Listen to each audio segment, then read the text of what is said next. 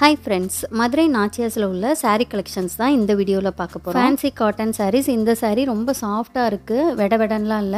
நம்ம ப்ளீட் எடுத்தாலும் அப்படியே இருக்கும். இந்த வீடியோல fancy cotton sarees 3 minutes குள்ள தான் இருக்கும்.